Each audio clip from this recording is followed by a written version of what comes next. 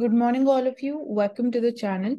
So let's start with today's analysis video, which is going to be for 9th of May. So firstly, as we know about the clashes and that to the violent protests going on in the state of Manipur. When we talk about the relief camps, so Imphal में बात करें तो state जो relief camps provide कर रहा है, facilities provide कर रहा है, tribals they are losing the trust क्योंकि दे आर सीइंग कि प्रॉपर फैसिलिटीज नहीं है and there is fear of being at the mercy of state police have had the tribals. So mostly tribals की बात करें तो it is about the Kukis tribe. Manipur में जो ट्राइब्स हैं बेसिकली हिल एरिया में, हिल रीजन में दे रिजाइड एंड क्लैशेस में भी Kukis they are involved. So the attempt to move to facilities which are run by army और CAPF as rehabilitation picks up slowly. So they are attempting to move towards ऐसे camps, ऐसे facilities जहाँ पे army and CAPF they are there. So basically rehabilitation measures लिए जा रहे हैं and the chief minister of the state also declared कि आपको proper like जो घरों को जलाया गया उनको फिर से rebuild किया जाएगा, तो state would be doing all of that. So even as the residents in Imphal said कि first batch of the tribals stranded in the valley had been sent back to Churchandrapur and कांगपो की. सो ये दो area हैं जहाँ पे ज्यादा हमें protest and clashes देखने को मिले. So many more tribals are there, mostly Kukis which are stranded in the camps which are run by the Manipur government. They are desperately trying to move into the camps which are run by the central government, either army or those which are run by the CAPF.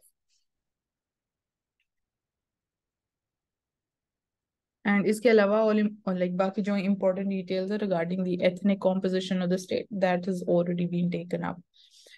Supreme Court says कि crisis in Manipur, it's a humanitarian problem because it was termed as ethnic violence. So we saw कि specifically tribal people, they were left on road to die. So Supreme Court called the Manipur crisis a humanitarian problem while noting कि it is the president and not the high court who has the power to designate a community as the scheduled caste or scheduled tribe. So इससे regarding आपको और find out करना पड़ेगा when we talk about कि president, ये तो बोल दिया सुप्रीम कोर्ट ने कि president has the power and not the high court जब बात आती है designating a community as the scheduled caste और शेड्यूल्ड ट्राइब. सो सारा इशू यहाँ से स्टार्ट हुआ था कि हाई कोर्ट के ऑर्डर्स थे कि आप जो मीटी कम्युनिटी है basically that is in majority and they are non tribals, उनको आप शेड्यूल्ड ट्राइब स्टेटस दे दीजिए. तो उससे tribal community it was not happy and they were basically against this decision.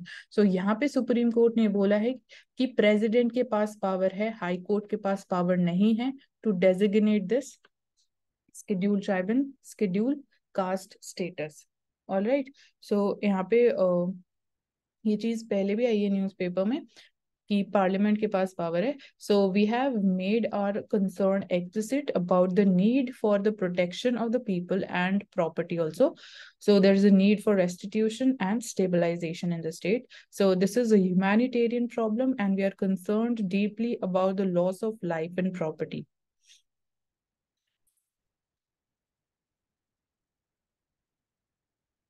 So here again it is regarding Manipur. So the Home Minister says that court's order, they will be discussed with all the stakeholders. So Union Home Minister, he said कि Manipur High Court का जो order था to grant the scheduled tribe status to the major Meeti community in Manipur state, it will be discussed with all the stakeholders and there was no need for anyone to be scared of it. So meanwhile, army, it enhanced the aerial surveillance along with the Manipur-Myanmar border also to keep a watch on any misadventure by any insurgent groups in the neighboring country. So आपको पता होना चाहिए कि कौन सी Indian states है which share a land border with the country of Myanmar. So he says कि obviously now the government, it would be discussing with all the relevant stakeholders about this issue because powers, it is with the parliament and the president, so not with the high court or supreme court also. So that's there. And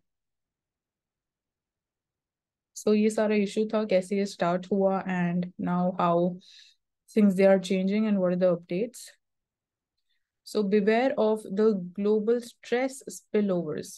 Our Union Finance Minister is saying कि you need to be beware of जो global stress spillovers हैं and उसके India पे कुछ impacts हो सकते हैं, and अगर कुछ ऐसी situation होती है तो we need to be beware of that. So she was like asked she has asked financial sector के जो regulators हैं to be on their toes to ensure कि जो भी daunting challenges होंगे which will be emerging from the global economy, they don't affect the stability of India's financial markets. So right now we are like going very strong and we're very resilient when it comes to whatever like globally it is happening, चाहे वो USA के bank failures ही क्यों ना हो. And यहाँ पे हम trade sector की ज्यादा बात करते हैं कि ग्लोबल डिमांड स्लो डाउन हो रही है, तो उसका कुछ इम्पैक्ट आने वाले टाइम में डेफिनेटली हो सकता है. सो इंडियन रेगुलेटर्स यहाँ पे इम्पोर्टेंट हो जाते हैं, एंड कुछ early warning indicators if we get, so we need to be mindful of that, and specifically related to financial sector क्योंकि globally we are seeing कि banks they are failing. So global financial situation it is daunting, but at the same time जो Indian financial sector है it is well protected.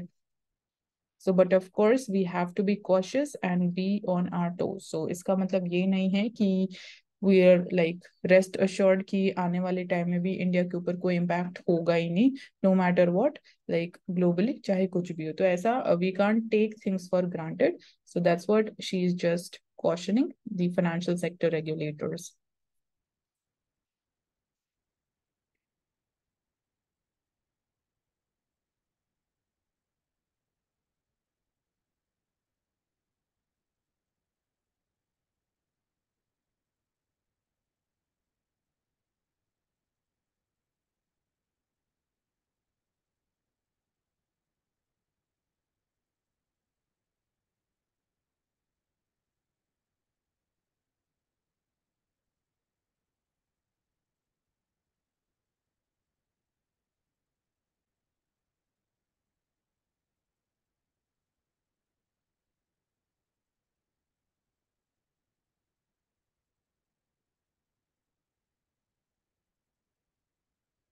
So where it is being said, the headline goes like, by banning us, they are trying to create a divide. So days after we see कि Haryana Amateur Wrestling Association suspended 3 district secretaries and 2 managers of an academy for their involvement in the protest against the Wrestling Federation of India's chief in Delhi. Several of those suspended, they stood by the decision to extend the support to the cause of the uh, wrestlers. So this one update, हवा chief like इतना important नहीं है, but ठीक है, पता होना चाहिए like what's going on. And here again one of the news regarding protests by the wrestlers. So farmers they break the barricades to join the wrestlers protest. So we are seeing that khap panchayats and people they are reaching out to Jantar and Mantar in order to support the wrestlers.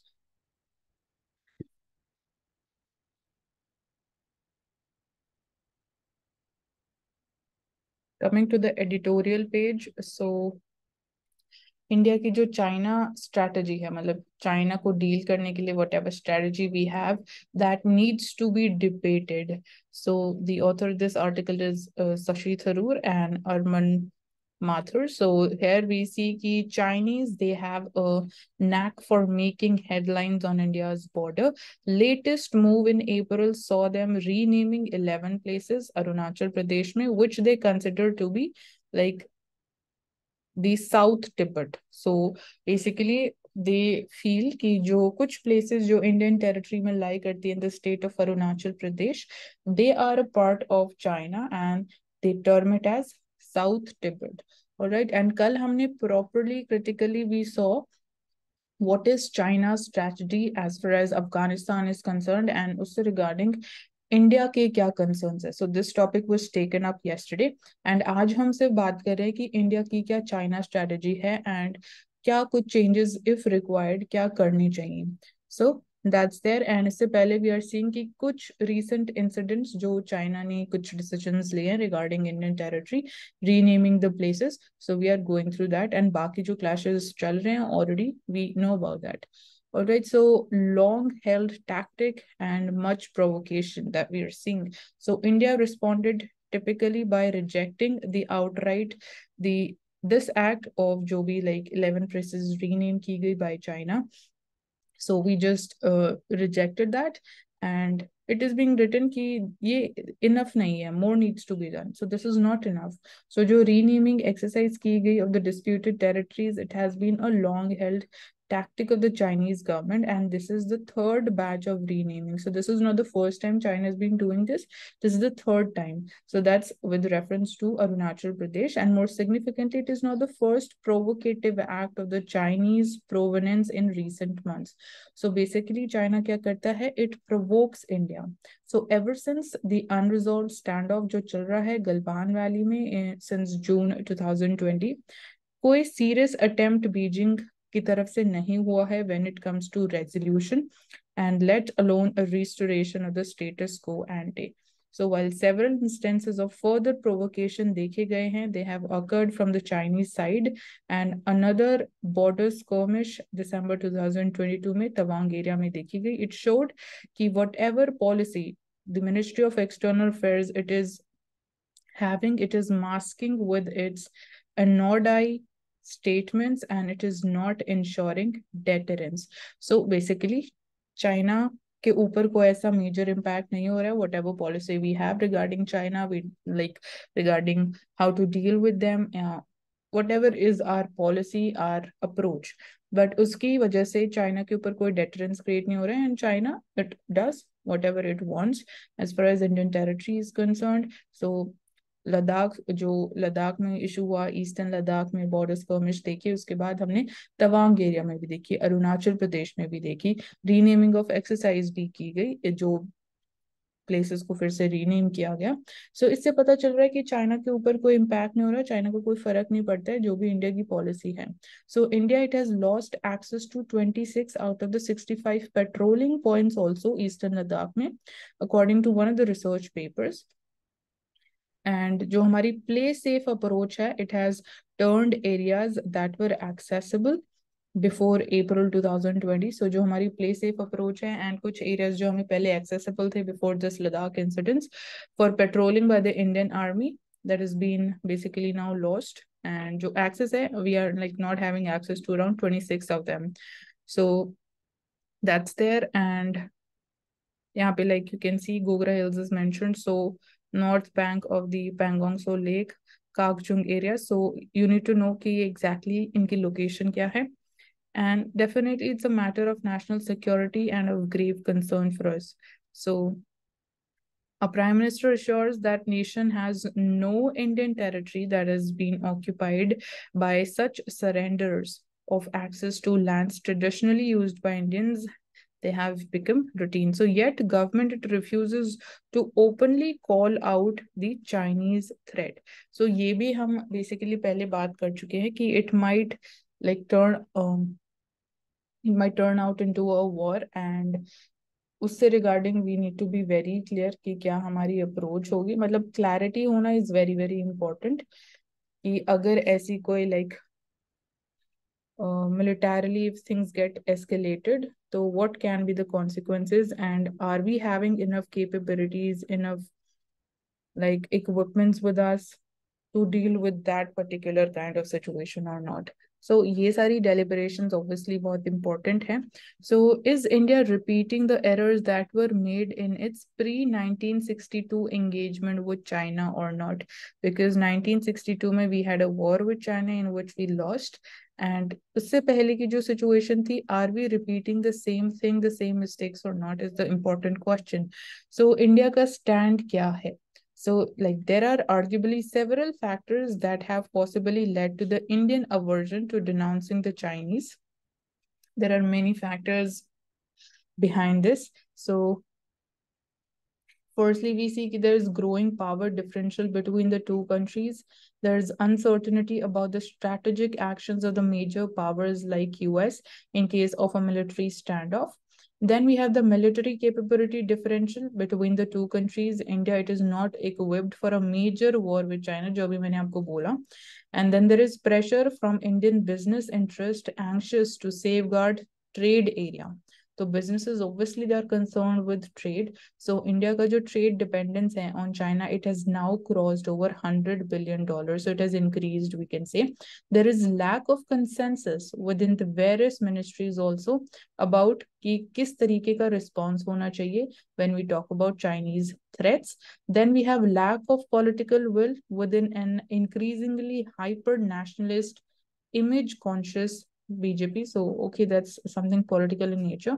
So ये कुछ हम बोल सकते हैं. There are several factors right now अगर हम बात करें. So these are all of them. So these considerations, they have led to the emergence of over cautious self restraint on the part of Indian government. So in सारे reasons की वजह से we are seeing this kind of stand from the Indian side. Over cautious self restraint is what we are exercising right now. So it is marked by a refusal to permit even a basic discussion of China in the parliament on the grounds of national security. So we're not even discussing this thing, anything related to China in the parliament, because reason kya diya gaya? Of national security. So this overlooks growing Chinese self-assertiveness on its land and sea borders, bordering on belligerence, which has already set alarm bells ringing in number of Asian capitals and even in Washington. So is India repeating the errors made in its pre-1962 engagement with communist China or not? So Nehru's vision of India and China as a major South Asian civilizations led to India being one of the first countries to recognize communist government in China and ended up with its softening its line on the China's invasion and occupation of Tibet, its encroachment on the India's borders, and its cartographical aggression in its pursuit of Chinese goodwill.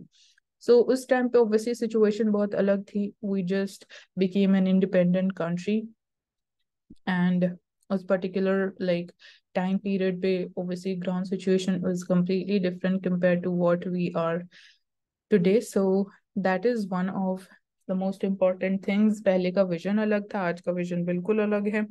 So here we see कि right now Prime Minister's current policy of Chinese appeasement seems eerily similar and could end just as badly. So कुछ similarity still when it comes to policy regarding dealing with China. कुछ similarity जो उस point of time पे हमें देखने को मिली pre 1962 में and जो अभी देखने को मिल रही है, तो कुछ सिमिलैरिटी हमें अभी मिल रही है देखने को. तो दैट्स वाई ये क्वेश्चन भी आया कि क्या हम सेम मिस्टेक्स कर रहे हैं जो हमने पहले 1962 से पहले करी थी कि नहीं. सो बेसिकली मेन कीवर्ड है चाइनीज अपीजमेंट. सो उस टाइम पे भी जो हमारा विजन था रिगार्डिंग साउथ एशिया, तो it was two major South Asian civilizations थे, एक चाइना एक India, and we need to work together. And India first country थी to recognize the communist government in China because of this, because that was one like reason कि that was a part of our vision to take it forward. So उस तरीके से हमारी approach रही of appeasement. So what lesson does this have for the Indian response today? So ruling party vociferously argues कि 1950s में India failed to call a spade, behaved too cautiously in its diplomacy, left too much for too late. So आज की government का कहना है. And only difference अभी 60 years later जो हम बोल सकते हैं is कि Indian government it is today reinforcing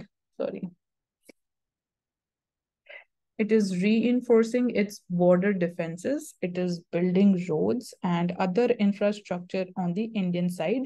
So definitely ये कुछ changes हैं जो बहुत significant हैं आज के time में. And while these, it may prepare India better to resist a people's liberation army sweep into India.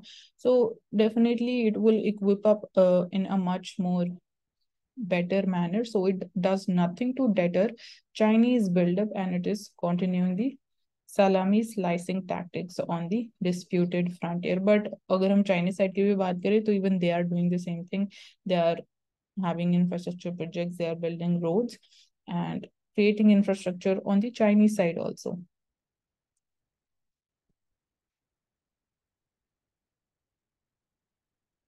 So China's assertive image building exercise. China एक अपनी खुद की ऐसी image project कर रहा है कि it's very assertive.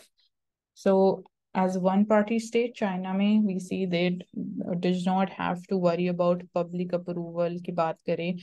But Chinese Communist Party has shored up its domestic credibility by valorizing its international image.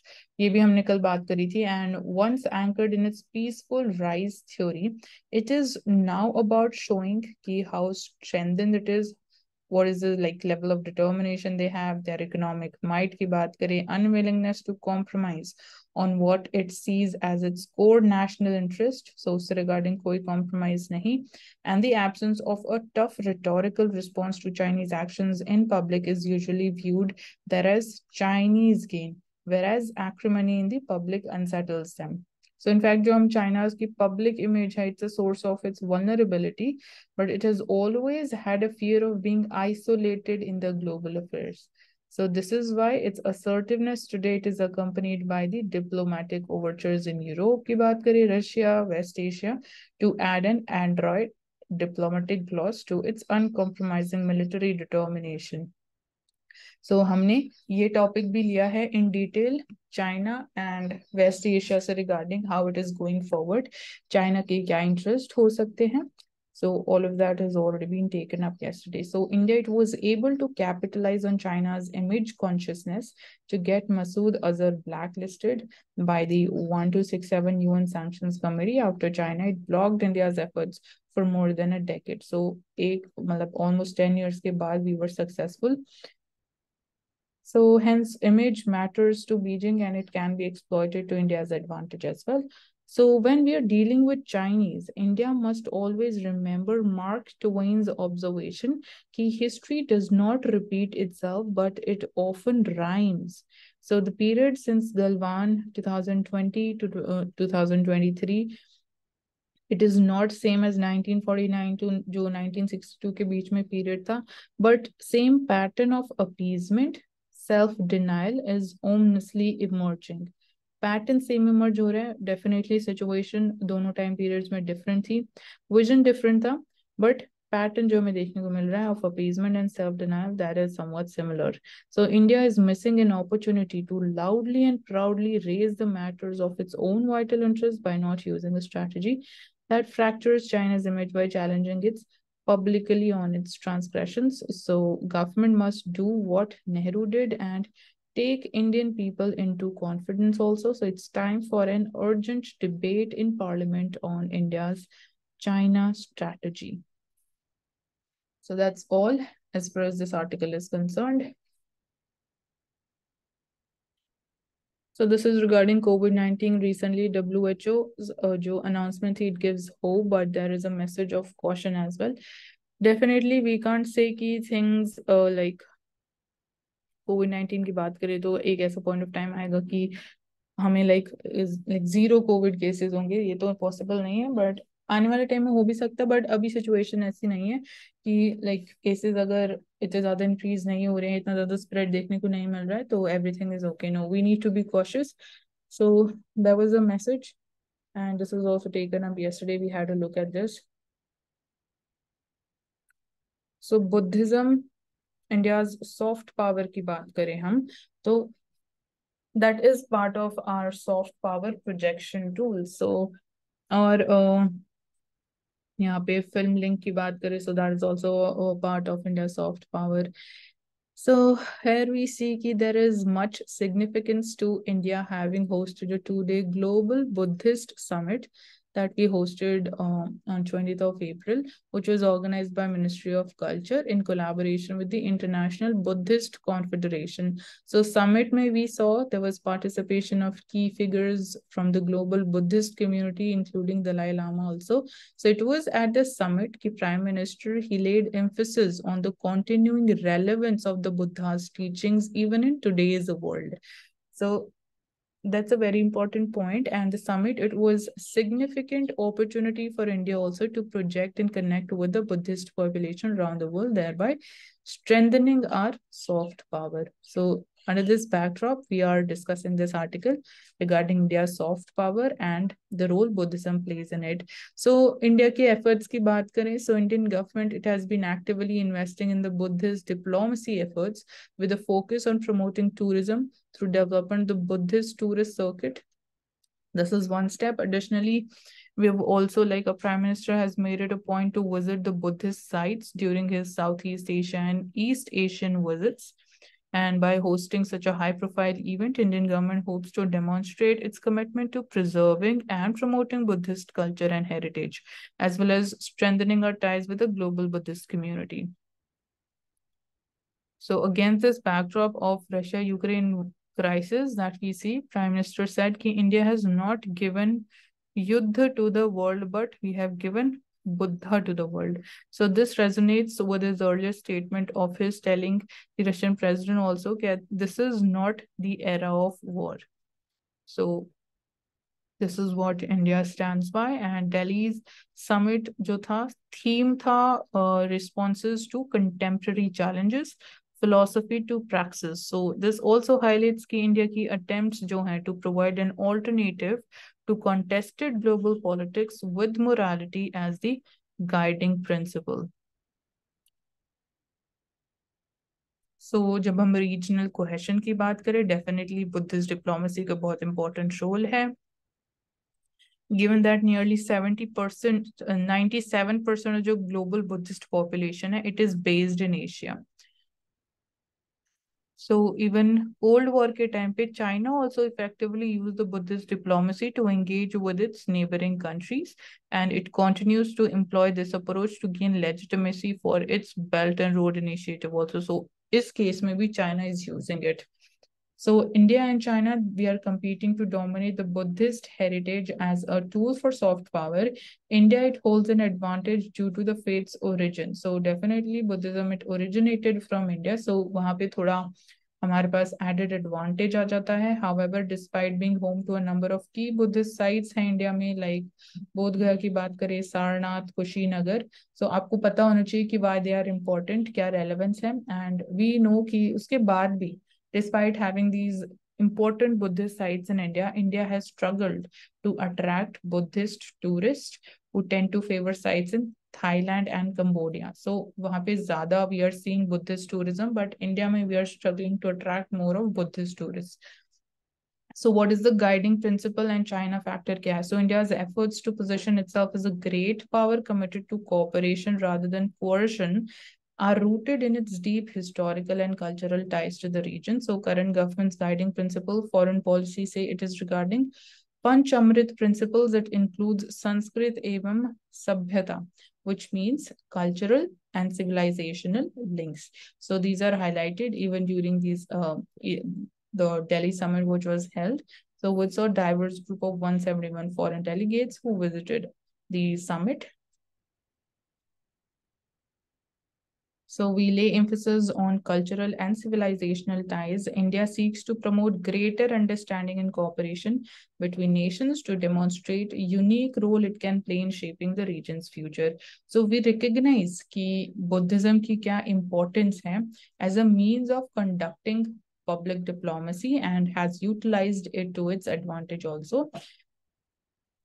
So, but जब हम बात करते हैं competition with China, so definitely more action is needed. And China, it is actively seeking to exert control over the appointment of the next Dalai Lama, which would be a blow to India's efforts to project its soft power through Buddhism also. So to further strengthen the Buddhist diplomacy, we need to continue promoting Buddhism at highest levels of government while also organizing cultural events होने चाहिए time to time to showcase कि India का क्या rich Buddhist history रहा है, and Indian Council of Cultural Relations का यहाँ role important हो जाता है, so it could play a significant role in promoting such events within and outside India both. So filming की बात करें, so we also like India also needs to utilize the reach of Bollywood in promoting the Buddhist heritage. So यहाँ पे like Bollywood का role भी आ जाता है. So that's there, and as Buddha, he was the first diplomat of peace His teachings of peace and cooperation in these tough times, they can become the guiding light of Indian diplomacy on the world stage. So this was an important article. And prelim से regarding यहाँ पे कुछ important facts हमें मिले.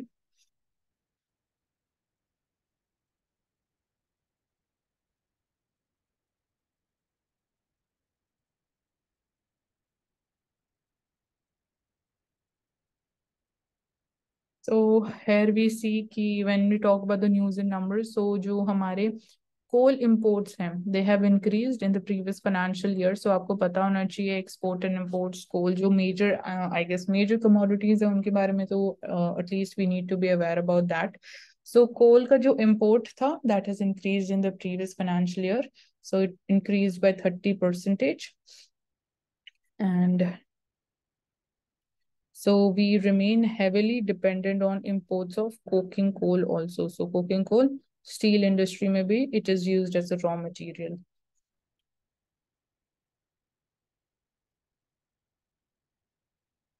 So the lack of a drug recall law in India. So इससे regarding like majorly दो global ऐसे incidents हुए.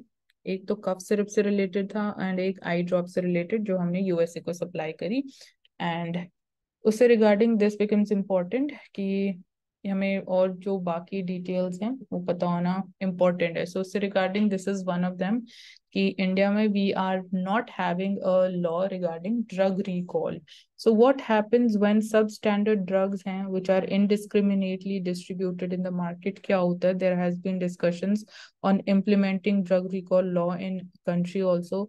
Pharmaceutical companies, why they are resisting a centralized drug recall authority. So Q pharmaceutical companies, they are resisting this thing. So we'll be understanding all of that. So एक और incidence हुआ on 25th of April जहाँ पे Abbott it is a multinational pharmaceutical company, उन्होंने publish किया newspaper में एक notice alerting the people about mislabelled batch of the medicine which had inadvertently shipped to the market. So mislabeling was the issue here, and while such recalls they take place regularly, USA में there is a law and recalls किए भी जाते हैं. We have never witnessed ऐसा domestic or foreign pharmaceutical companies recall their substandard or mislabeled drugs in India. क्योंकि India में law ही नहीं है and ये कोई ऐसे पहले कोई ऐसा like major issue भी नहीं रहा है. So is there a drug recall law in India or not? So one of the reasons for this difference in behavior जो हमने इंडिया में और यूएसए में देखने को मिल रहा है, it is because law in USA, it requires pharmaceutical companies to recall from the market those batches of drugs that have failed to meet quality parameters. So USA में things are working, and India में अगर हम बात करें तो it has been like mulling the creation of a mandatory recall law for substandard drugs since 1976. इस topic से regarding discussion चल रहा है एंड अभी तक we are not having any progress या कोई लॉ रिगार्डिंग दिस. एंड अभी तक कोई लॉ एग्जिस्ट नहीं करता है जो मैंडेट करता है, जो बात करता है कि सब स्टैंडर्ड ड्रग्स को we need to recall from the market. So आज तक there has been no law, but discussion ही चलते आ रहे हैं. In 1976 की बात करें तो ड्रग्स कंसल्टेटिव कमेटी थी which consist of all the state drug controllers along with the senior bureaucrats from the Ministry of Health and National Drug Regulator, that is the Central Drug Standard Control Organization, CDSU. They discussed the issue of drug recalls. So minutes of this meeting recorded discussion on how drugs ordered to be recalled by a state drug control in one state were found to be on sale in another. So यहाँ पे 1976 की बात की जा रही है, क्या discussions रहे एंड रिपीटेडली रेगुलेटरी मीटिंग्स हुई इन पर्टिकुलर ईयर्स में different points of time, but none of them resulted in amendments to the drugs and cosmetics act to create mandatory recall mechanism. So आज तक कोई amendment भी नहीं हुआ. सो 2012 में certain recall guidelines publish की गई by CDSU, but they lacked the force of law. So कोई लॉ नहीं था but these were merely guidelines. So they didn't prove to be so effective. So like अब हमारे लिए क्या टास्क हो जाता है, you need to find out about कि क्या guidelines issue की गई हैं. Having a basic idea, you just go, having an overview would be sufficient.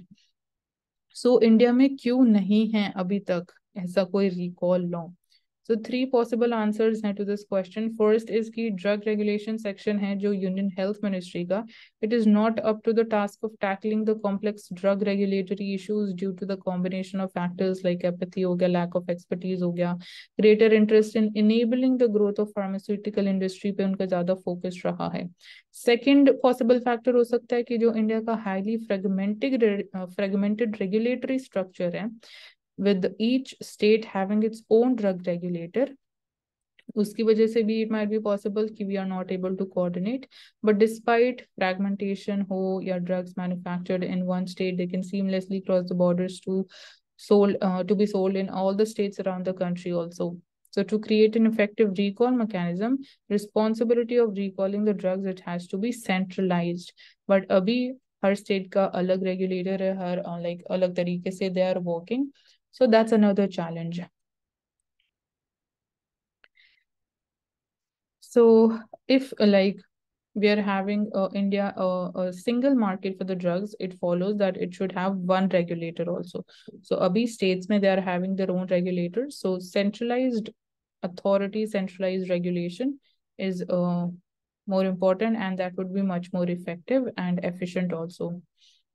So third possible factor क्या हो सकता है? It can be कि इंडिया को जो drug regulators हैं, they are aware of the fact कि a mandatory drug recall system जो रहेगा, which necessarily it has to be centered on a system of wide publicity. It will bring to public's attention state of affairs in India's pharmaceutical industry. So this is not supported by the regulators. So this they fear कि अगर ऐसा कोई law आ जाता है, centralized law, एक system बन जाएगा, and वहाँ पे मतलब obviously then people like लोगों की नजरों में चीजें आ जाएंगी as far as the what are developments and क्या issue अगर होता है regarding the pharmaceutical industry in India. So ये तीन possible reasons हो सकते हैं जिसकी वजह से आज तक we are not having a drug recall law.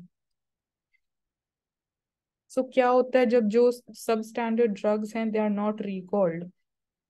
So people like children, they are almost, certainly dying, and they're suffering from adverse health events because just substandard drugs and they're not swiftly removed from the market.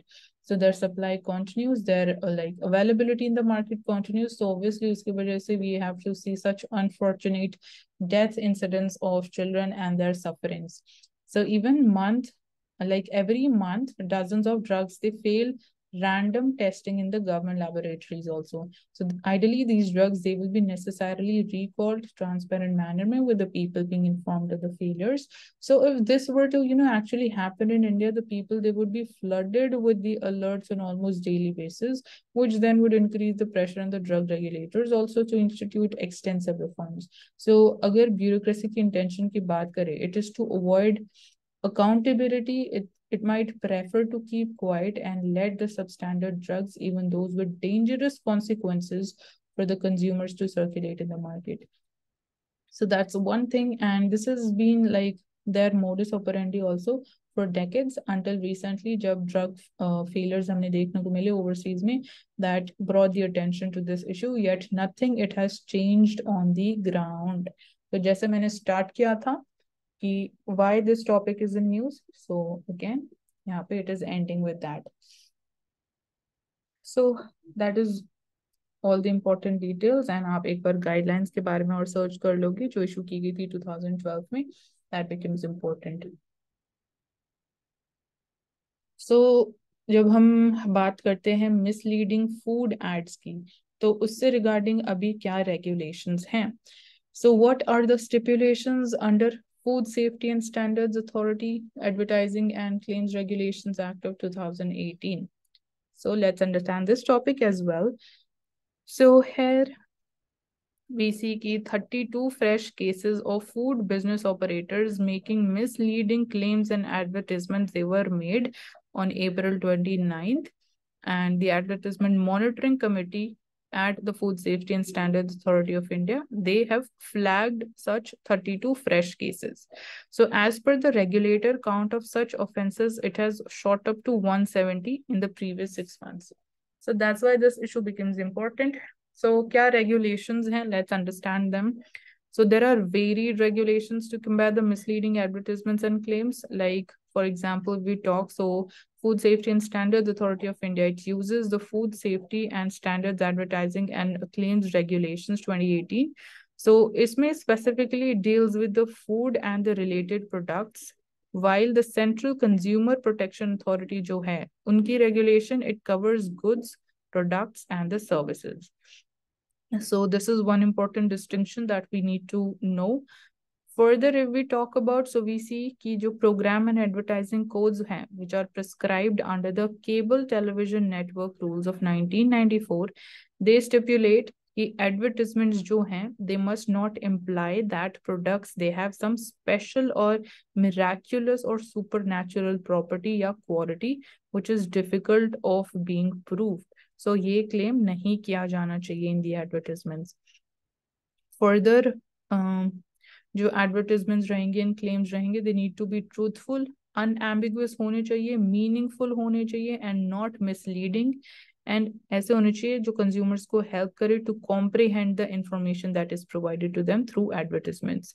So scientifically substantiated होने चाहिए आपके claims. They need to be validated by methods of characterizing or quantifying the ingredients or substance that is the basis for the claim. So जो भी आप claim कर रहे हो, आपको वो मतलब real होना चाहिए. It needs to be scientifically based कि आप उसको prove कर सको.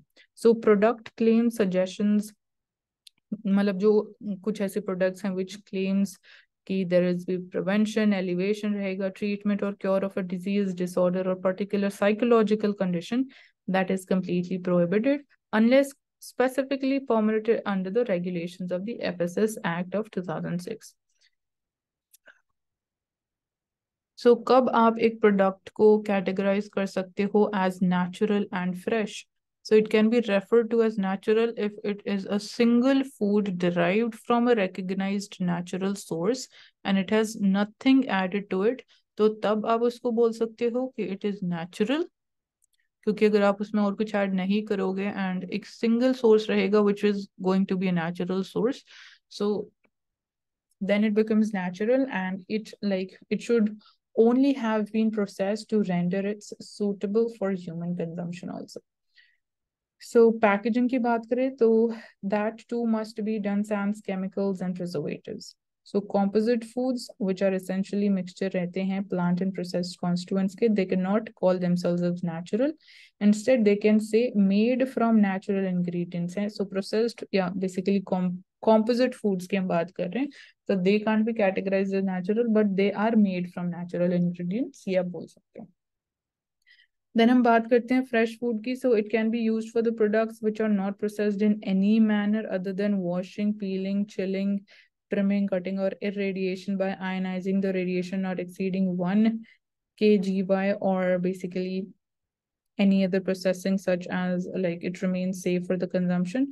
But the basic जो characteristics है that needs to remain unaltered. So Jin food products में additives add किए जाते हैं to increase their shelf life, they may instead use even like freshly frozen or fresh frozen or frozen from the fresh to contextualize it was quickly frozen while fresh. So ये हो गए fresh products. Then pure and original products की बात आ जाती है. तो यहाँ पे definition है, आप you can just go through this. Nutritional claims की जब बात आती है तो what about that? So nutritional claims they may either be about the specific contents of a product या comparisons का भी हो सकता है about the food stuff. So claims of equivalence like it contains the same of nutrient as a food or as much like nutrient as a food, it may be used in the labeling provided that it gives equivalent nutritional value as reference food. So इससे regarding already prelims में question भी आ चुका है.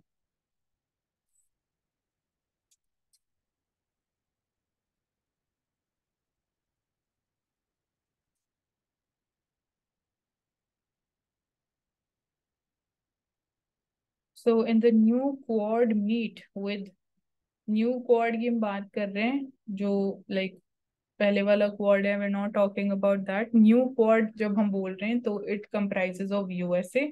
It is a part of जो normal quad है जो पहले quad exist कर रहा है, USA is a part of it. But इसमें we are talking about Saudi Arabia and UAE, बाकी दो new members and India. So this is the new quad.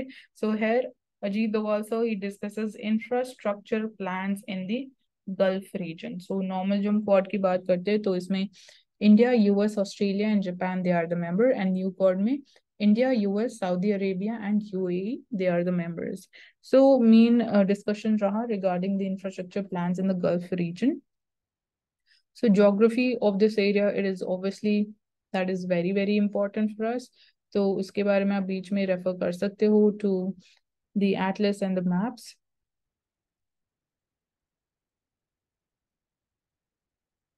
So shared vision की बात करें तो according to a US White House statement, the meeting sought to advance their shared vision of a more secure, prosperous Middle East region which will be interconnected with India and the world. So counter to China, so quadrilateral meeting that saw Mr. Doval fly to Jeddah was first reported by the news portal Axios from Tel Aviv, which said कि जो meetings रही on infrastructure, they were meant to provide counter to China's Belt and Road Initiative and other inroads in the region, and it comes months after Beijing brokered a breakthrough deal of Saudi Arabia and Iran ties. So China हर तरीके से it is trying to increase its presence in this region. So even like because of that also the meeting becomes important as far as new quad is concerned.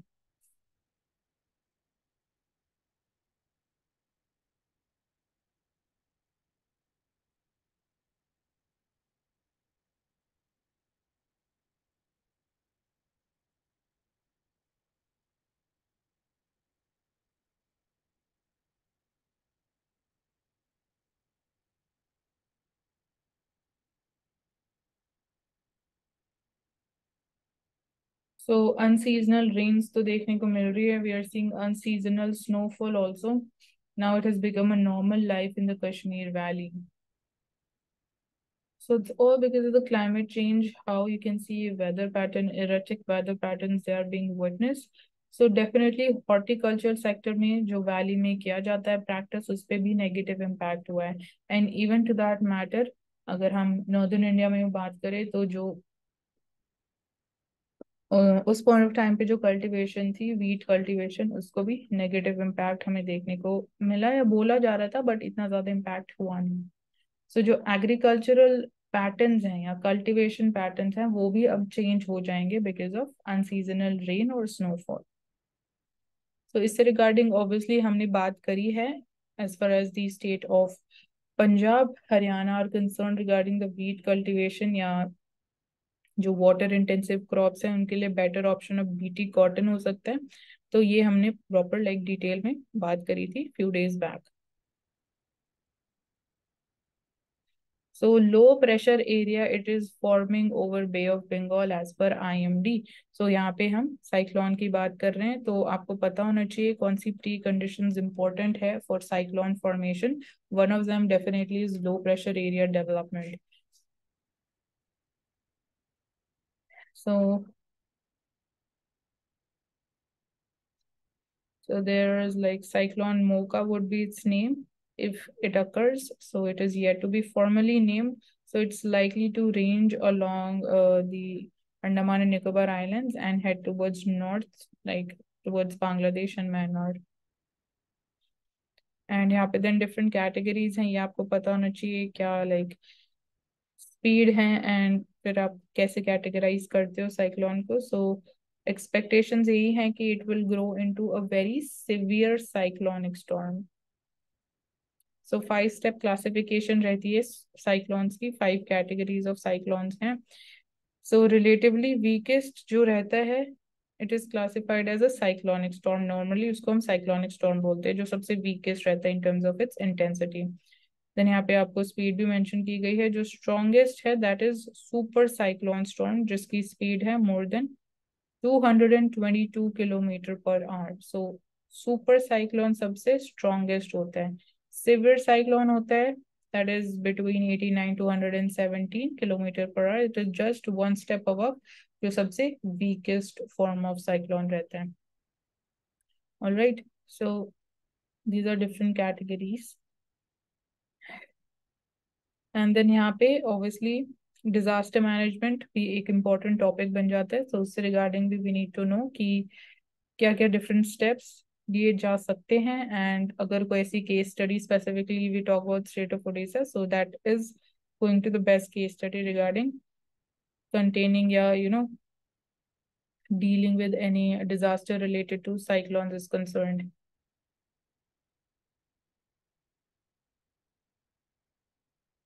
Coming to the world page, so here let's see what are the important updates.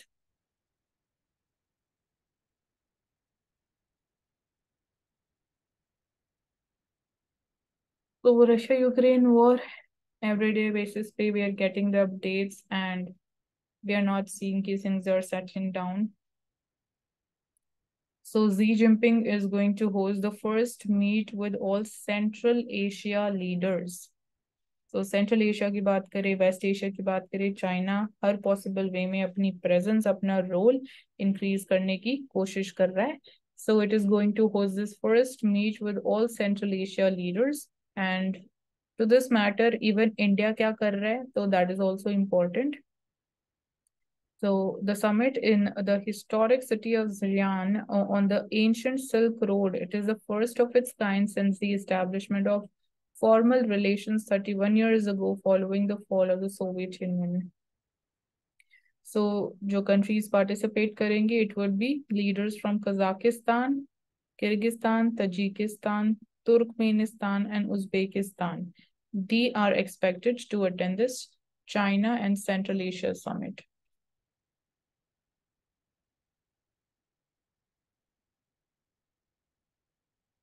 So they'll be focusing on strengthening the economic and diplomatic ties with China.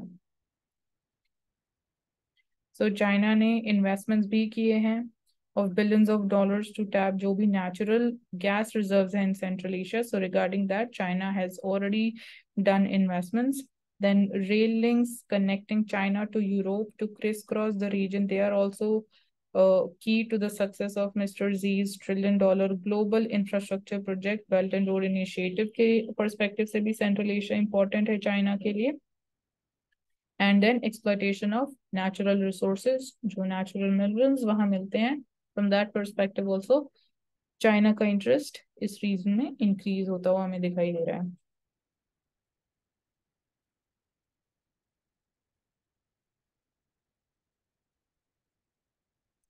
So we see कि Chinese boats, they cross India and ASEAN ships during the military exercise. So experts say कि Beijing is using maritime militia. Keyword is maritime militia to intimidate and disrupt naval exercises. So South China Sea में obviously China से बोल सकते बर्दाश्त नहीं होता अगर कोई भी डेवलपमेंट होती है या कोई भी मिलिट्री एक्सरसाइज होती है स्पेसिफिकली यूएस से अगर अपना रोल इंक्रीज करने की कोशिश करता है. So name of the exercise is AIM 2023. So 2-day phase of the ASEAN India maritime exercise की जा रही है. And so naval ships and aircrafts from India, Vietnam, Thailand, Philippines, Indonesia, and Brunei, they are taking part in this exercise. So इससे regarding ASEAN से regarding जो important चीजें basic concepts and facts हैं वो हमें पता होना important है whether India is a member or not. And बाकी जो 10 member countries हैं that is also very important to know. Now coming to the business page. So here we are seeing bank stocks हमें Friday को देखने को जो मिले they have रीबाउंडेड. जो फ्राइडे को फॉल जो देखने को मिला था बैंक स्टॉक्स में तो they have again bounced back. So stock prices they we saw increase on Monday. So 11 of the 13 major sectoral indices they have advanced with high weighted financials. They have risen by 1.5% in one day. So they have recovered by 1.5%. Friday ko there was drop of 2.34%, and this was worst day in more than 3 months. जब हमें Friday को fall देखने को मिला. So equity indices जो थे, they have climbed on strong earnings and robust economic data from the USA. So ये हमें पता होना, या we need to be aware about this thing कि there is very strong linkage when it comes to the USA stock market and that of India. So since USA में जो economic data आया, जो strong earnings आई, उसकी वजह से we saw कि Monday को the specifically the banking stocks they have rebounded.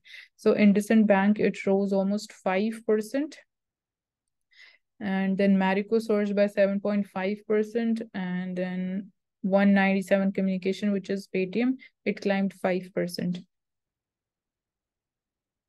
So April May fuel demand it drops by 10%.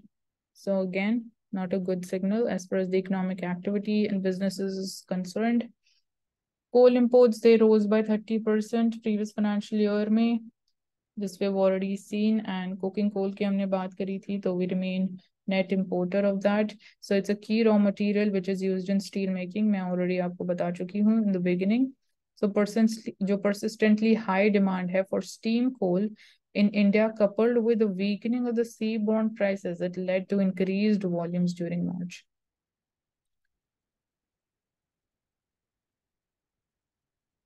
So along with other varieties of coal like anthracite, pulverized coal injection, met coke and pet coke, total imports, they were at around 249 million tons. So from this, we need to know कि India में किस quality का कोल हमें मिलता है, कहाँ पे ज्यादा कोल रिजर्व्स इंडिया में हैं, कोल माइंस कहाँ पे हैं, दैट्स इम्पोर्टेंट. सो आरबीआई के जो गोल्ड रिजर्व्स थे they have increased by 34 tons and total they are now at 795 tons in the financial year 23. So gold reserves they have increased by 34 tons year on year basis पे, and so आपको पता होना चाहिए कि whether they are a part of forex reserves or not. इसके अलावा we see की gold imports का इंडिया में क्या ट्रेंड रहा है. सो ये भी हमने कल या परसों we had a look at this also whether they have increased या decreased. So that's important.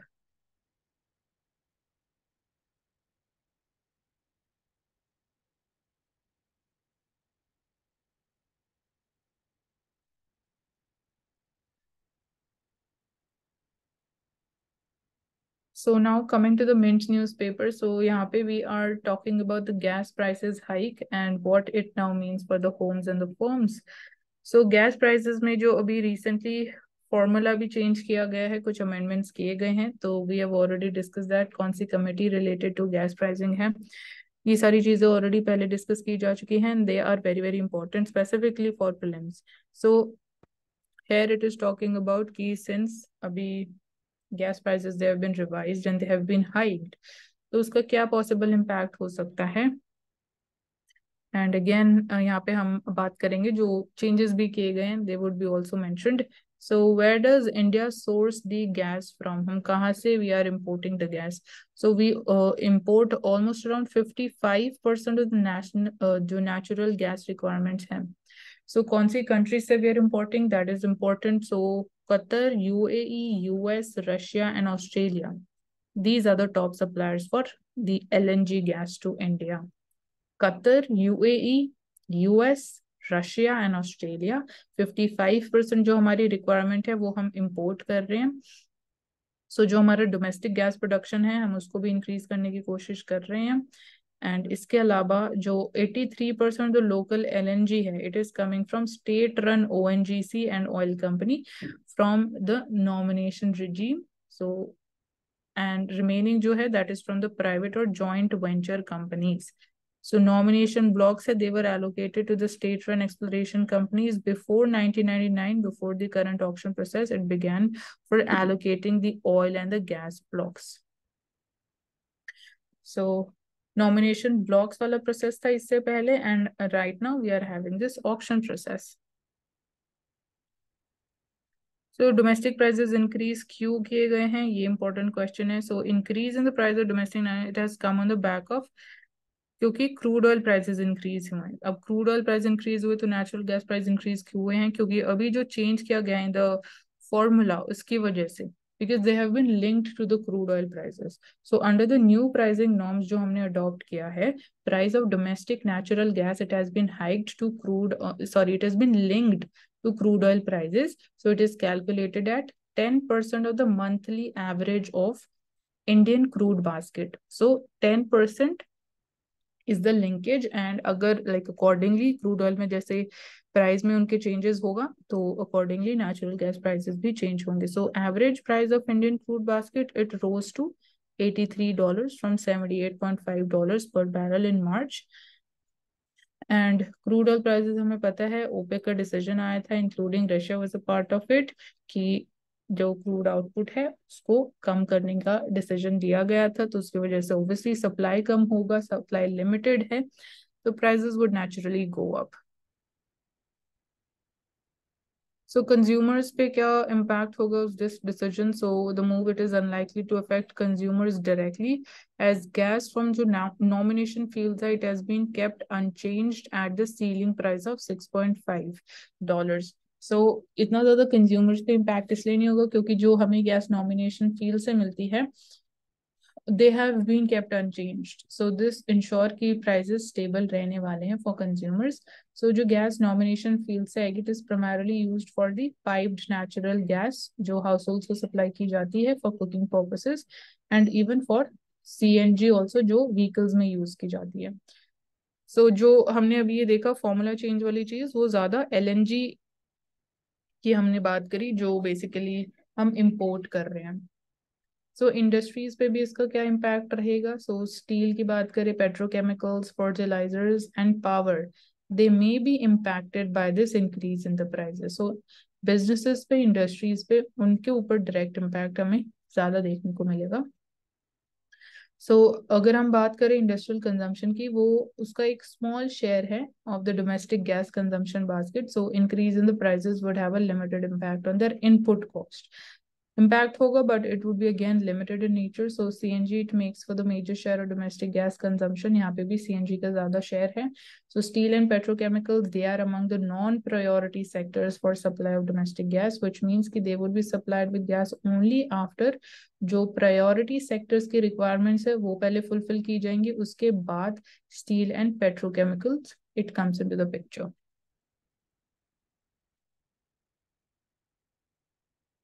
So यहाँ पे what is behind the new gas pricing norms? So guidelines which were approved by Cabinet 6 of April को, they are expected to help in the expansion of natural gas consumption by lowering its price, so making it much more attractive than oil for the industries. So basically as a substitution, oil की जगह कोशिश ये की जा रही है कि natural gas का कंजम्पशन इंक्रीज हो जाए. So centre it is aiming to increase share of natural gas in the energy mix from the current share उसका 6.5% है. सो टारगेट इज कि हम इसको इंक्रीज कर दे up till 15% by 2030. So just an important fact for prelims. And जो reforms are, they are expected to lead to significant drop in the prices of PNG, piped natural gas, and CNG, as it will be benchmarked at 10% of crude oil prices. And जो ceiling price रहेगा, it has been introduced as gas for from the nomination field. So जो gas nomination field से supply की जाएगी उसके लिए भी ceiling price है. तो एक particular price के ऊपर the price cannot jump. Alright, so ये कुछ important स्टेप्स एंड चेंजेस जो किए गए, इम्पैक्ट्स हमने डिस्कस किए, एंड हम कौन सी कंट्रीज के ऊपर ज्यादा डिपेंडेंट है when it comes to importing the natural gas in the form of LNG. So shifts underway in India's oil trade, again one of the most important topics, and इसके बारे में हम बीच बीच में डिस्कस करते भी रहते हैं. So यहाँ पे सबसे पहले क्रोनोलॉजी अंडरस्टैंड करना in terms of की major कौन सी countries हैं on which we are dependent to import the crude oil as far as India is concerned, that is important. So अभी number 1 पे we are having Russia. So ये पता होना सबसे ज़्यादा important चीज़ है क्योंकि ये जो ट्रेंड है इसमें भी चेंजेस देखने को मिल रहे हैं. सो India's purchases of Russian oil, it has increased 5-fold.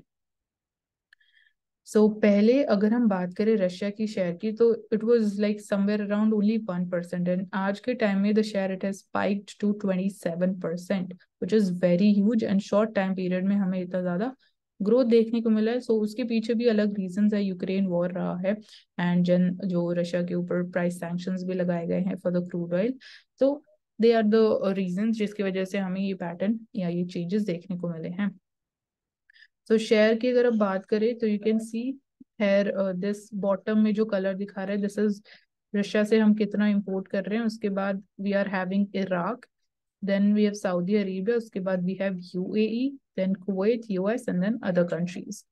Then Europe, it is now India's leading export market for the oil products. क्योंकि जो पहले डायरेक्ट ट्रेड हो रहा था that was between Russia and European countries, but अब वो India के through and China के थ्रू हो रहा है। बट जा तो चीजें यूरोप में ही रही है एंड रशिया से ही जा रही है, बट बेसिकली हम बोल सकते हैं इंडिया और चाइना एक मीडियम बन गया है।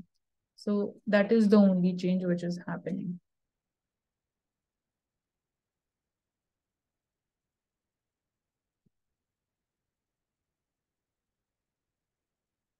Now we'll take a financial express. So let's see what are the important articles here in the newspaper today.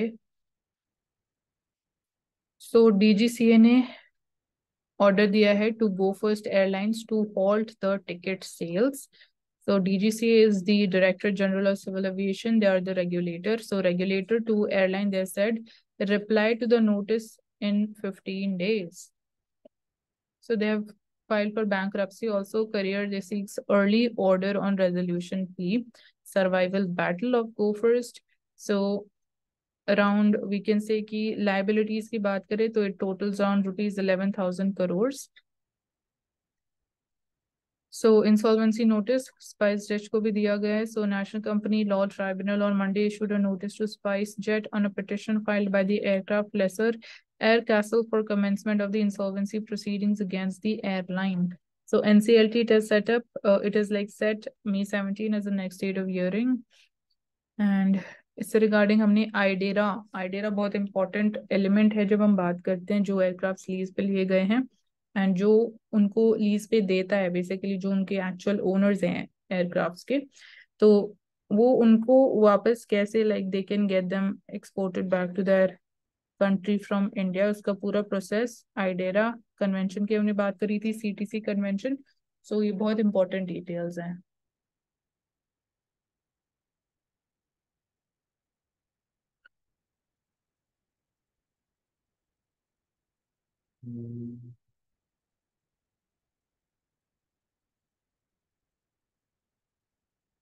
So banks, they opt to go slow on fraud classification. So banks are going slow in marking delinquent accounts as fraud as they wait कि Supreme Court से कुछ clarity आ जाए on disclosure norms.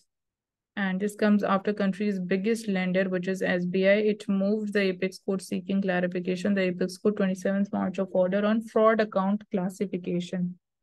सो यहाँ पे जो NPA से regarding different different categories हैं वो बहुत इंपॉर्टेंट हो जाती है। लॉस अकाउंट कौन सा होता है, so all of that is important. सब स्टैंडर्ड अकाउंट हो गया, लॉस अकाउंट हो गया, स्पेशल मेंशन अकाउंट हो गया। सो ये सारी चीजें आपको पता होनी चाहिए, categories, and you need to have clarity about this. तो बॉन्ड्स की बात करें तो वीसी की focus shifts to upcoming heavy debt issuances. So best of bond rally जो देखने को मिली इट मे बी ओवर, क्योंकि सेल्स में भी हमें फॉल देखने को मिल रहा है। तो बॉन्ड की जब हम बात करते हैं तो इन्वर्जन द यील्ड कर्व, ये हमें पता होना चाहिए कि जब इन्वर्जन ऑफ यील्ड कर्व देखा जाता है तो बेसिकली किस चीज की तरफ पॉइंट कर रहा है एंड क्यों देखा जाता है, तो that becomes important.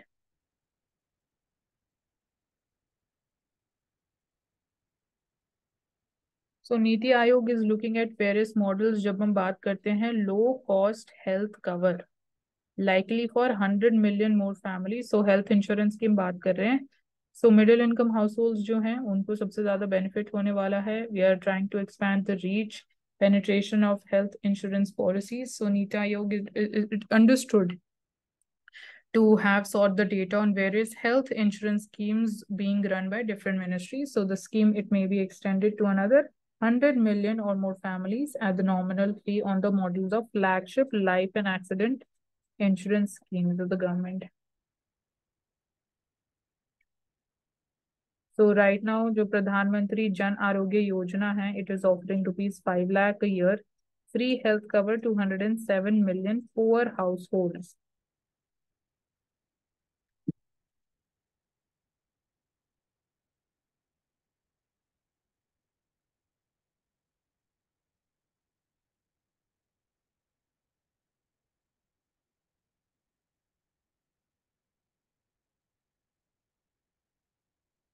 So financial system, it is well protected, but won't shed the caution. So caution maintain karna, abhi, given the situation globally, that's important. And this is coming from FSDC. So Economic Affairs Secretary says कि global financial situation है, it is daunting, but at the same time जो Indian economy है, specially Indian financial sector की बात करें तो it is well protected, it is well regulated also, but of course we have to be cautious and be on our toes. So FSDC is the financial stability and development council. So हमें पता होना चाहिए chairman, chairman is the finance minister, composition का पता होना चाहिए, and और जो बाकी फंक्शंस हैं या कोई रिपोर्ट्स जो पब्लिश की जाती है by them, so that becomes important. So drive to help the nominees get unclaimed deposits. And इसके अलावा there is no spillover impact on India as of now. So government, it has reposed the trust in the India's banking system, which saw all-round improvement last fiscal. So it also deliberated on early warning indicators for the economy, India's preparedness to deal with them. So बहुत important चीजें हैं specifically banking sector से related, क्योंकि अगर एक बार panic create हुआ तो चीजों को बहुत जल्दी कंट्रोल करना मुश्किल हो जाता है.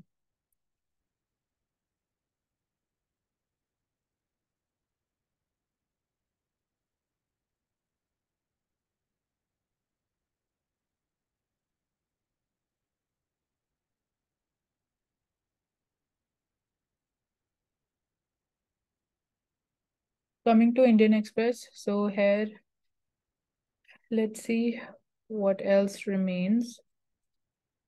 See, जो हम already discuss कर चुके हैं वो articles we don't take up because कोई point नहीं है.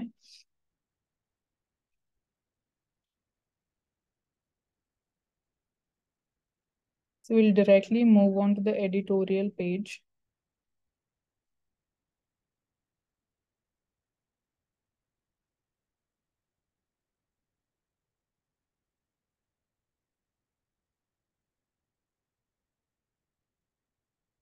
So this is again talking about Manipur. बहुत ज़्यादा हम डिस्कस कर चुके हैं, so not take this up. Delhi's Balancing Act will continue to be tested as it engages in projects with diverse partners. So we're talking about the NSA, National Security Advisor Ajit Doval for his visit, and हमने बात करी new quad की आज. So this was a new important thing that we discussed today. इसके अलावा किन चीज़ों पे बात हुई, इंफ्रास्ट्रक्चर गल्फ रीजन में, these were the main thing. And हमने बात करी China, basically how different ways में it is trying to increase its presence, its role in Western Asia and Central Asia. So China's debt trap policy we know, बहुत बार बात कर चुके हैं, so that's important. I2U2 भी यहाँ mentioned है. I2U2 and the Sunday's meeting could mark a similar approach West Asia में. So we're seeing कि मालाबार एक्सरसाइज आपको पता होना चाहिए कौन सी कंट्रीज पार्टिसिपेट करती हैं, एंड जो क्वाड है for instance, they have not limited India's diplomatic options while deepening it's partnership with US, Japan और ऑस्ट्रेलिया. तो ये बेनिफिट रहा है, एंड इंडिया की जो डिप्लोमेटिक ऑप्शंस है वो लिमिट नहीं हुए हैं बिकॉज ऑफ क्वाड. आप मालाबार एक्सरसाइज की बात करूँ, सो Delhi, it has focused on its east and maritime domain to counter an increasingly belligerent China, and it has done so while maintaining its strategic autonomy also. So east में हम Indo-Pacific की बात करें तो वहाँ पे time to time we have been taking steps, but we can say we are not focusing much upon Western Asia, Central Asia, but China had started focusing upon that area also. So given that situation, it is important that we take things into account as far as Central Asia is also concerned. So look east policy to suna hoga, so look west is also an important milestone in today's time.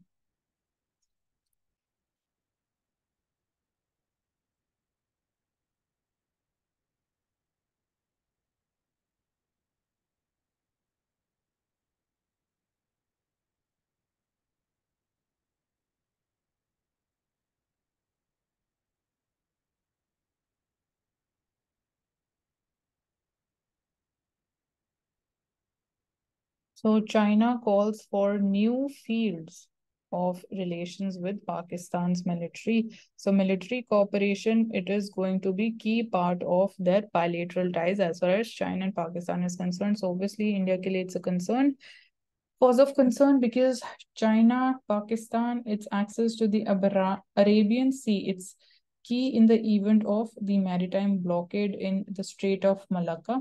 But Chinese interest in the region, they have stirred concern, especially neighboring countries for India.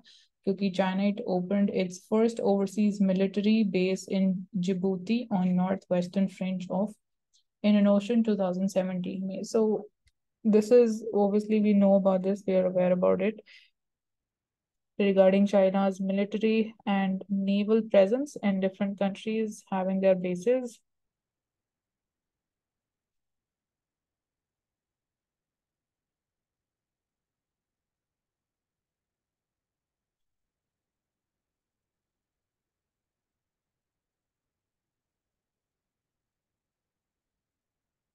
Coming to the explained section, so Manipur violence before Supreme Court, plea for the probe, क्या challenge to High Court order.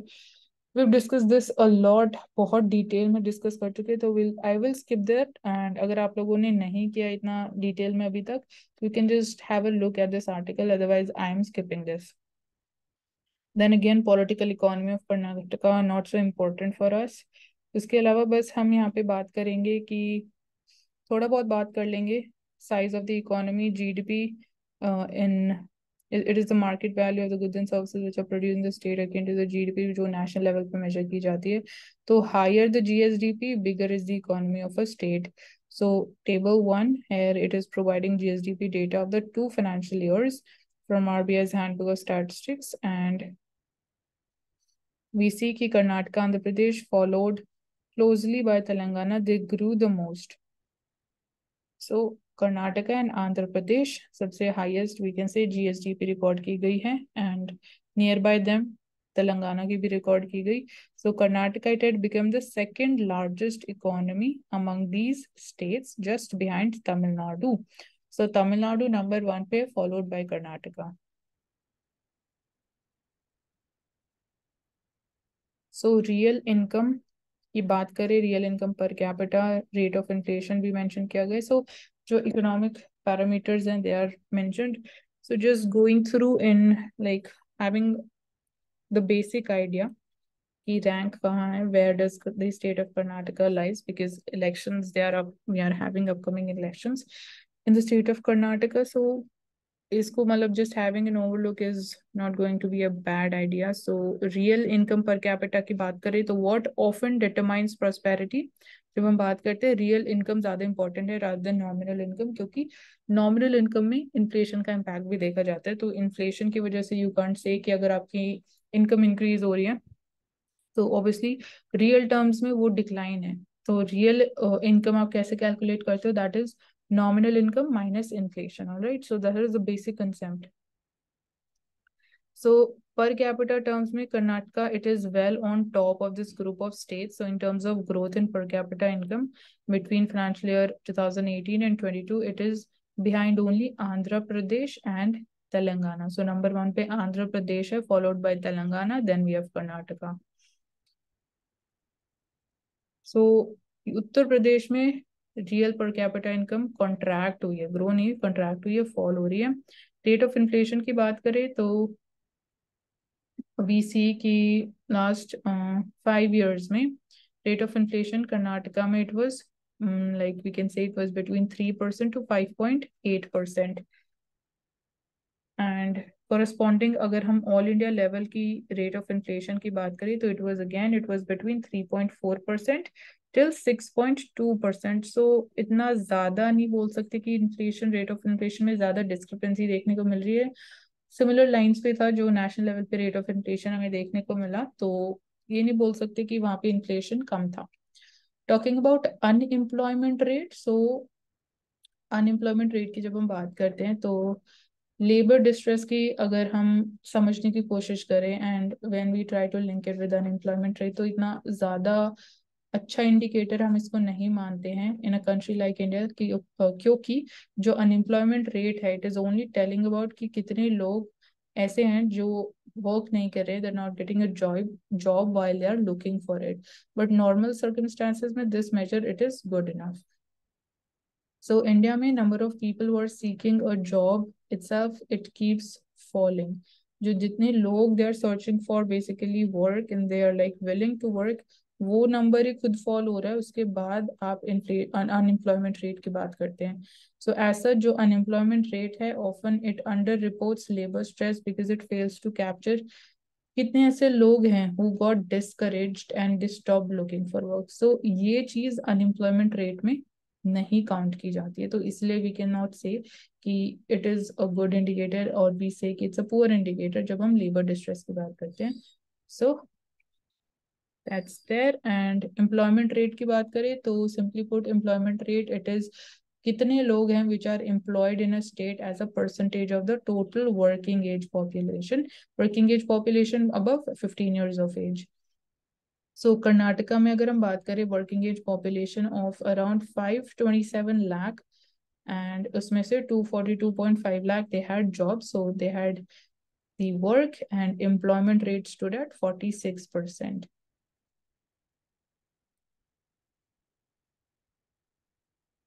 So this significantly lower employment rate shows कि even as the size of state's economy. So यहाँ पे हम अब पूरी picture समझते हैं regarding the state of Karnataka. हमने देखा कि जीएसडीपी में Karnataka is performing good. Rate of inflation भी थोड़ा सा हाई हम बोल सकते हैं. रियल पर कैपिटा इनकम में इट इज रैंक 3. सो ये हमने देखा जो एम्प्लॉयमेंट रेट है वो लोअर लेवल पे है कर्नाटका में, बट हमने एट द सेम टाइम देखा जो साइज है ऑफ द स्टेट्स इकोनॉमी वो एक्सपैंड हुआ है. So this growth it happened with fewer jobs. जब हम बात करते हैं जॉबलेस ग्रोथ की तो this is the phenomena. Jobless growth में यही होता है, जॉब्स इंक्रीज नहीं हुई या बोल सकते हैं एम्प्लॉयमेंट इतनी इंक्रीज नहीं हुई बट जीडीपी इंक्रीज हुई है. स्टेट की बात करते हैं तो जीएसडीपी इंक्रीज हुई है. सो दिस इम्प्लाइज कि higher per capita incomes they are of academic importance to the extend कि they fail to reflect economic stress in the state. So अगर हम स्पेसिफिकली रिलाई करेंगे सिर्फ रियल पर कैपिटा इनकम पे in order to know about कि whether state is performing nice और not, तो वो जो actual economic stress the state is going through वो हमें उसके थ्रू नहीं पता चल पाएगा. And then health and gender की भी यहाँ पे बात की गई है, तो it is we are seeing almost 131 ऐसे मेट्रिक्स है of the national family health survey जहाँ पे Karnataka does better than all India average. So infant mortality rate and under 5 mortality rate, they are good examples. So Karnataka it is performing nicely as far as health sector is concerned. But कुछ ऐसे metrics हैं जहाँ पे despite one of the richer states, Karnataka it exhibits some stagnancy and that is visible in the all India data also. So one of them is stunted children. So stunted children के case में it is not doing good. So and in variables like average out of pocket expenditure per delivery की बात करें in public health facility, Karnataka lags behind all India average. So even that is not a good thing. So ये कुछ थे economic indicators. सो Y दी अरब league. अरब league की हम बात करें तो आपको पता होना चाहिए कौन सी कंट्रीज का पार्ट है. So why Arab League it has reinstated Syria 12 years after the suspension. So Syria it is again made a part of the Arab League. So here we see कि सबसे पहले समझेंगे कि अरब लीग एक्चुअली है क्या. So it is formally known as the League of Arab States and it was established in 1945. Initially सिर्फ 6 nations were part of it. That included Egypt, Iraq, Jordan, Lebanon, Saudi Arabia, and Syria. Currently, there are 22 members and they have pledged to cooperate on the economic, military, and all other issues. So, ये हो गया basic idea. So, अभी recently जो decision लिया गया है to, reinstate Syria as a part of it, वो क्यों लिया गया है? So basically the decision it is the result of the Assad's diplomatic outreach which gained the momentum after this February's massive earthquake जो Turkey में and Syria में देखा गया. And disaster it killed thousands and helped the Assad rebuild the ties with Arab nations while seeking humanitarian aid. So earthquake की वजह से it was basically humanitarian जो भी damage हुआ तो वो एक reason रहा regarding humanitarian aid जब सीरिया ने बाकी अरब कंट्री से it reached out for help so उसके थ्रू एक उनका लिंकेज फिर से रीएस्टैब्लिश हो गया हम बोल सकते हैं and however Assad it has received a favourable response from several Arab nations like Egypt की बात करें ओमान की not simply because they wanted to help the earthquake victims but experts का मानना ये है कि these countries they have realised कि they need to end the Damascus isolation for stability of West Asia so इसमें Syria का present होना बहुत इंपॉर्टेंट है जब हम वेस्ट एशिया में स्टेबिलिटी की बात करते हैं तो एक्सपर्ट्स का मानना ये नहीं है कि अरब नेशंस ने सीरिया को इसलिए हेल्प किया because they wanted to help on humanitarian grounds but कहीं ना कहीं वो भी चाहते थे कि सीरिया के साथ उनके रिलेशंस फिर से रीइस्टैब्लिश हो पाए फिर से लिंकेज वो डेवलप कर सके एंड ये एक रीजन बन गया उनके लिए तो इसके थ्रू चीजें इंप्रूव हो गई And another catalyst is the China brokered re-establishment of diplomatic relations जो हमने देखा between Saudi Arabia and Iran. So यहाँ पे भी चीजें और improve हो गई. So Tehran it has long supported the Assad regime also and जो Yemen war चल रहा है उससे regarding भी talks they were we can say they were like restarted या बात थोड़ी आगे बढ़ाई गई because Saudi Arabia और ईरान के बीच में diplomatic relations they were re-established. So, what happens now? So, restoration of Syria's membership of the Arab League, it is victory for the Assad, but remains largely a symbolic one. And Western sanctions, they are in place. A quick of funds to the country, it is not likely. So, और भी बाकी challenges हैं. So, it's important that we deal with them also, and things need to move forward in the best possible direction, the best possible way. So, I hope आप सबने देखा होगा murder which was basically जो videos circulate हुई on social media regarding a murder which was done in the Tihar jail in Delhi. So उससे regarding क्या action लिया गया? So basically we seeing कि यहाँ पे police personals they have been suspended after this murder क्योंकि in this picture you can see कि the person it is being murdered and police here it is standing not doing anything so main जो चीज हम यहाँ समझने वाले हैं it is why कि Tamil Nadu cops they were deployed in the Tihar jail उनको क्यों deploy किया गया था so why is Asia's biggest jail it is guarded by officers from a state over 2000 kilometers away that is we're talking about Tamil Nadu so it is guarded by the personnel from Tamil Nadu state so Tihar jail Asia की सबसे बड़ी jail है okay answer lies in जो 1976 में jail break हुआ that was big embarrassment to Delhi establishment so उसके बाद से 13 inmates who had been awarded the life sentence by courts, they managed to dig a tunnel under the boundary wall of the jail complex. जैसे हम movies में देखते हैं ऐसे कोई incidents हुआ 1976 में tunnel बनाई and there were 13 inmates जिनको life sentence दिया गया था. So they were successful in digging a tunnel and escaped from the prison in March 1976. So when records check किए गए, it came to the fore कि जो बाकी मतलब सारे convicts थे, they were from Haryana. So at the time, most of the jail staff and जो superintendents थे, they were also from the same state, Haryana से ही थे. तो questions, they're like obviously questions आएंगे आपके mind में about the complicity of the officers in the escape they were raised कि it might be possible कि जो officers उस time पे posted थे क्योंकि वो थोड़ा आ जाता है कि you are from the same state तो उन्होंने उनको कहीं ना कहीं help की and so ये चीज उस टाइम पे रेज की गई सो ये बोला गया कि there is a need to create a distance between inmates and जो भी गार्ड्स पोस्ट किए जाएंगे in the prison so this was felt in 1976 because of this jail break incidents so because जो मोस्ट ऑफ द प्रिजनर्स हैं Tihar jail में they are from the states UT like Delhi states like Haryana UP Rajasthan So उसके बाद it was decided कि request would be made to the central government to intervene and provide staff from another state, especially state जहाँ पे Hindi and its dialects they are not spoken commonly. So इसके बाद से police personnel from other states, they often robbed in to conduct elections too for similar reasons only. And for instance, like यहाँ पे okay, मतलब even in case of elections भी police personnel from different states they are posted. अब बात आती है कि why only the state of Tamil Nadu it was chosen. So we see कि authorities they wrote to the center explaining कि पूरा issue क्या है, and जो उनकी request थी कि different states से जहाँ पे basically हिंदी या dialects जो है related to Hindi they are not spoken. So ये सारी चीजें raise की गई and central government was made aware of it. Factors like availability of forces, discipline, performance, they are likely to have been kept in mind while taking the final decision. So major factors जो final decision लिया गया, so it was discipline, performance, availability of forces. So these were the main factors. So first batch of officers from Tamil Nadu Special Force, they joined Tihar in early 1980s. So Tamil Nadu Special Force, however, it is now the only security agency जो Tihar jail में deploy की गई है. Central Reserve Police Force and jail staff, they are also deployed there. So sources said कि officers, they are routinely shifted from one jail to another.